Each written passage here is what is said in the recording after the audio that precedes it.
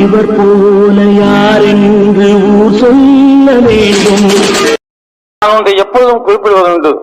என் பெயரிலே மன்றங்கள் வைத்திருப்பவர்களை பார்த்து நான் கூறுவதை இங்கே நான் கூற விரும்புகின்றேன். ஒரு மனிதன் உயிரோடு இருக்கும் பொழுது அவனுக்கு எத்தனை மன்றங்கள் பாராட்டுவதில் கிடைப்பது என்பது பெரிதல்ல. அவன் மறைந்த பிறகு என்னையே நான் எடுத்துக் கொள்கின்றேன். என் மறைவுக்கு பிறகு எத்தனை மன்றங்கள் எத்தனை மக்கள் என்னை நினைக்கின்றார்கள் என்பதை பொறுத்துத்தான் நான் வாழ்ந்ததற்கு ஏதாவது நியாயமான காரணம் இருந்திருக்கிறது என்று நினைப்பதற்கு அது உதவியாக இருக்கும்.